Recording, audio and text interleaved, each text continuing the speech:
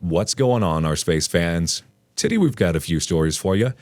One about a guy who doesn't need any advice and actually feels pretty good about himself, and a couple who could probably use some thoughts and advice. Let's get into it. First off, I just left my wife, and I feel 100% fine about it.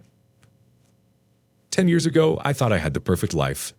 Upper six-figure job, beautiful wife, clean house, 2 new cars, and a child on the way. My job made me happy, and I was good at it. And the stability was great. My wife loved me for me and adored my flaws as I tried to perfect them. In return, I adored her, and we seemed to be the perfect couple. People would always compliment us and talk about how envious they were of our relationship and everything. It kept getting better. I kept getting promotions. The kids, now 3, were born, and we eventually moved from an ordinary house to an incredibly nice one. My wife was doing very well in her career, optometrist, and we took fun vacations every year. Again, I thought I had it made.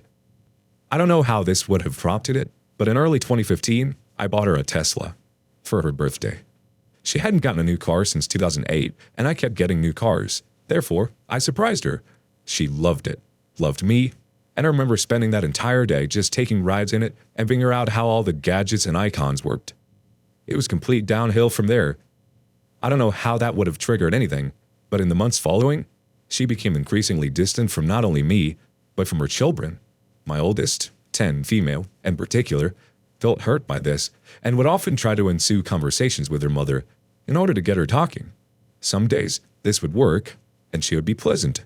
Others, it would have had the opposite effect. The first time I suspected that I was no longer her man of choice was in July 2016, when I noticed she was no longer going to yoga classes, but telling me she was. We were on the same phone plan, and part of that plan was we could see our locations of our phones. I was routinely browsing the app one day and noticed she appeared to be at someone's house. Since she had been irrationally angry that day prior to leaving, I didn't question her about it when she got home from yoga. Instead, I chose to closely observe where she went during her yoga times.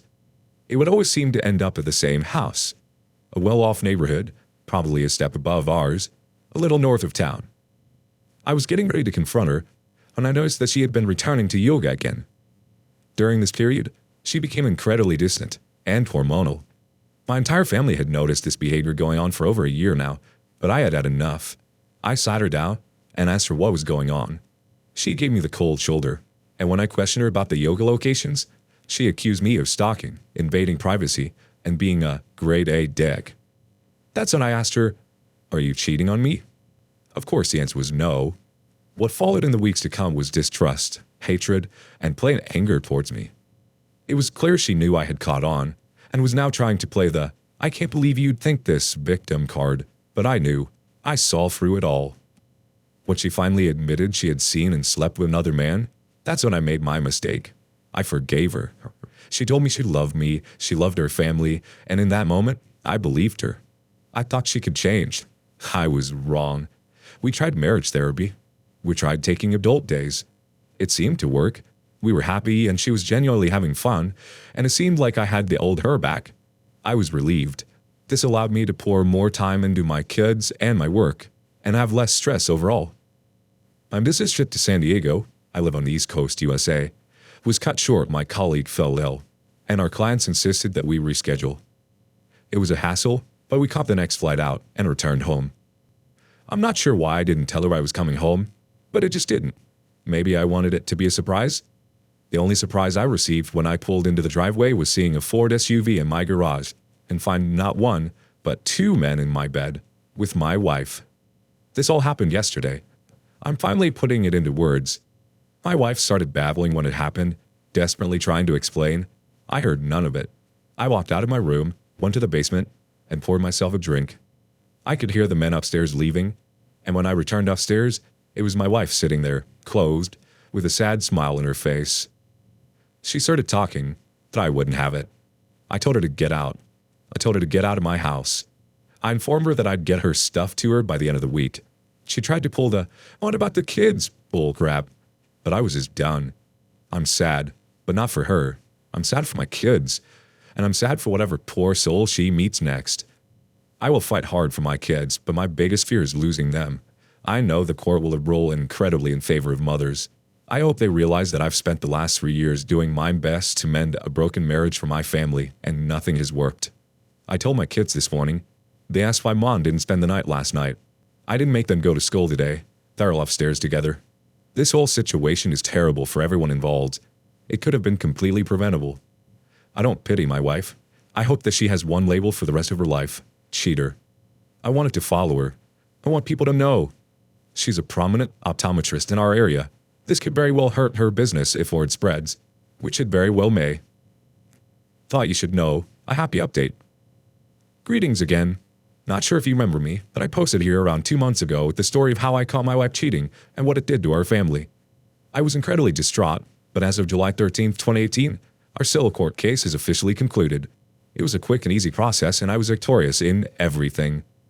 I'm not sure if this violates any rules, so mods, please feel free to remove, but I figured since I received such positive support from my last post, it'd be my duty to post an update.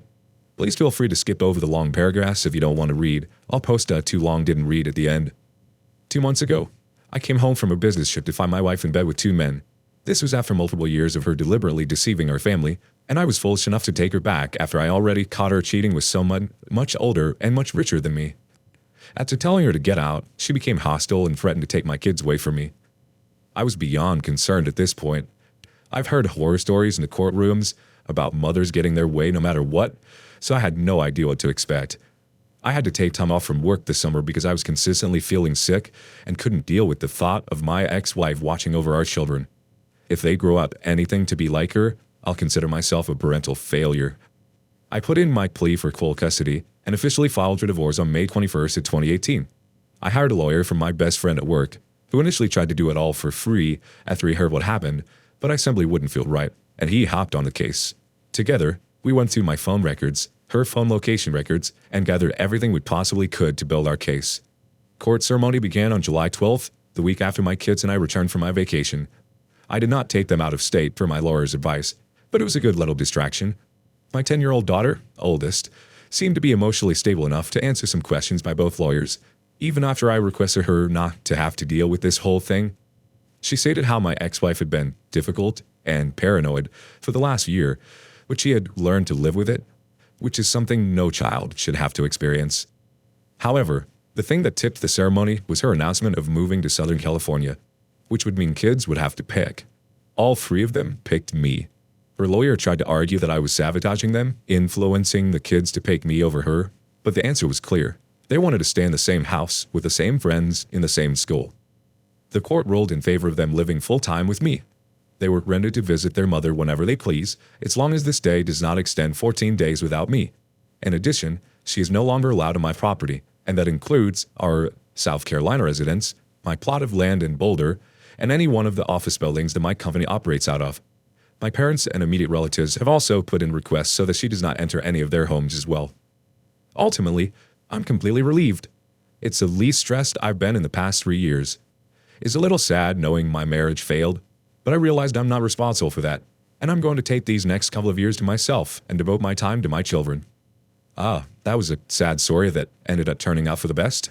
Good job. Next up, my girlfriend led me to believe I got her pregnant, but I found out it wasn't mine after the birth and needs support. I've been on Reddit a while and began lurking this when I first suspected my girlfriend was cheating. I'd hoped I wouldn't be here posting, but here we are. I, 28 male, have been with my girlfriend, 25 female, for just about 2 years. The relationship was good, and then she tells me she's pregnant. For the most part, I'm careful, and she said she was on birth control. I was skeptical, but went to an appointment. I then figured it was just one of those things. I was one of the family, so even though this was not how I wanted to begin, I was overjoyed. We're past the first trimester, and I have her move in at her insistence. Insert red flag I missed. We're planning what we will do work-wise and how to set up the baby's room. She's pretty insistent she will go back to work, but be able to stay home. She swears she can make it work. I go to every appointment with her. Things are still good. We're in the 3rd trimester, and I make my schedule work to still go to every appointment. Up until this point, I had been at each appointment in its entirety. This one appointment, she asks me to wait so she can talk to the doctor first. I'm super concerned that something is wrong with the baby, and she didn't want me to hear. I go in, and the checkup is done. Everything looks good. My girlfriend brushes off my concern over why I couldn't be there for all of it. Another red flag.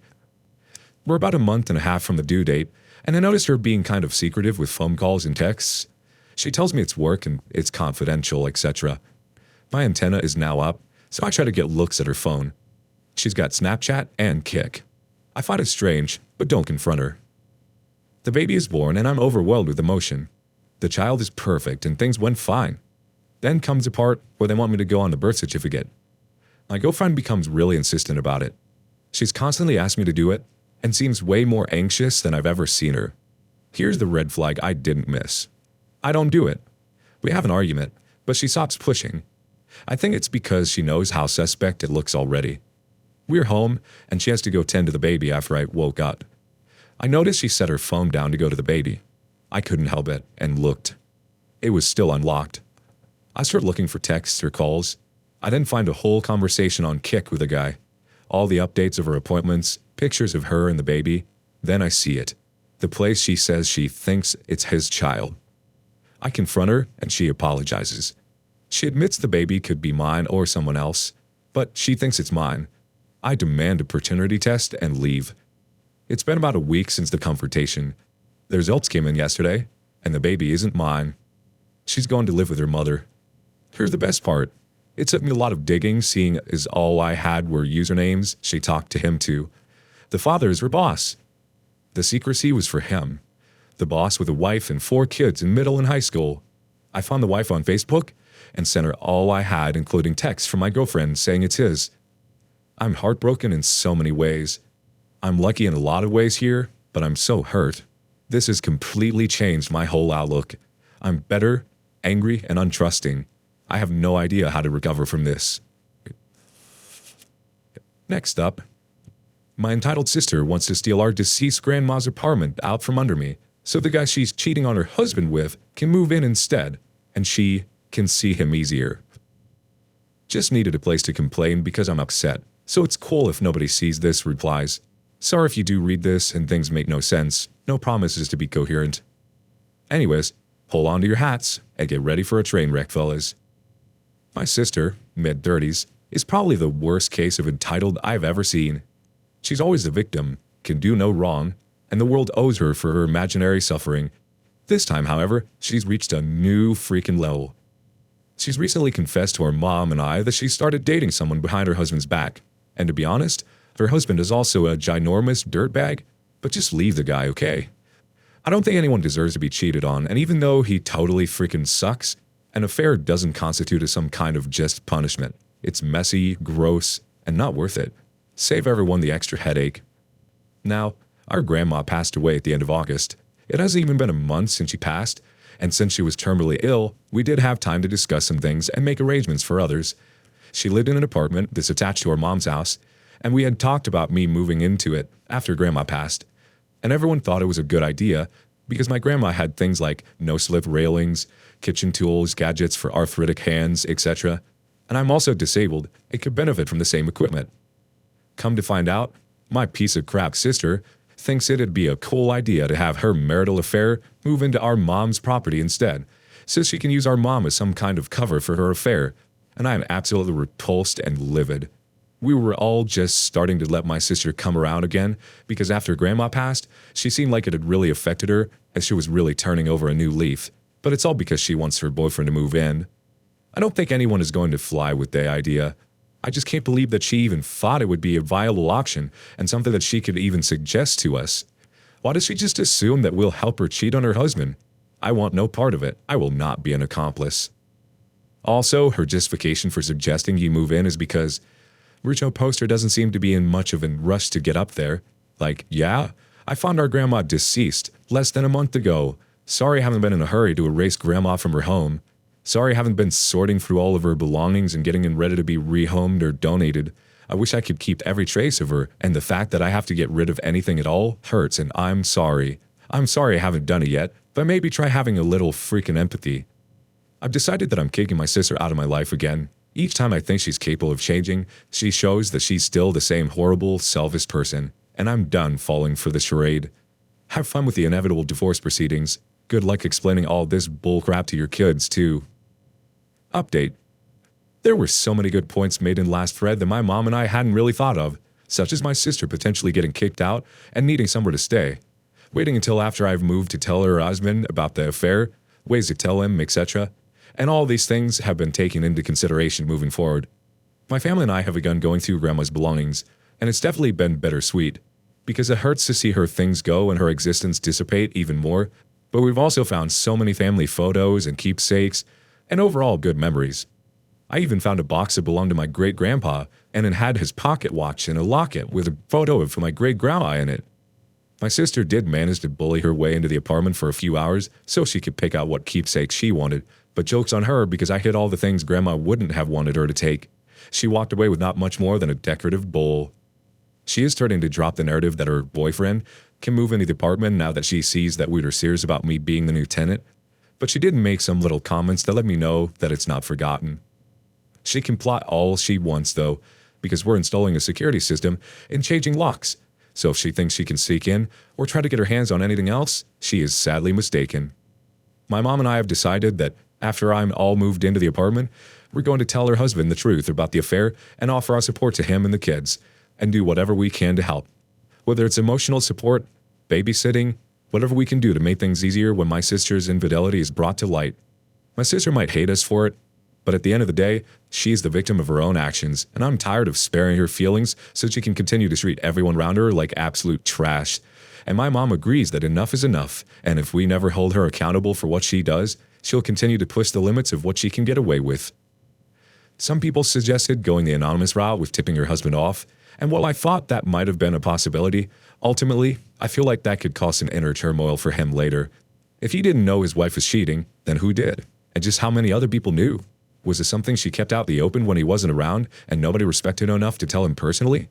I don't want him to end up potentially torturing himself through speculation. Anyways, I think that's all there is to tell you guys for now. I just wanted to let you all know where some things have ended up and where they're headed. And thank you for the outpouring of support. It was much needed and very appreciated.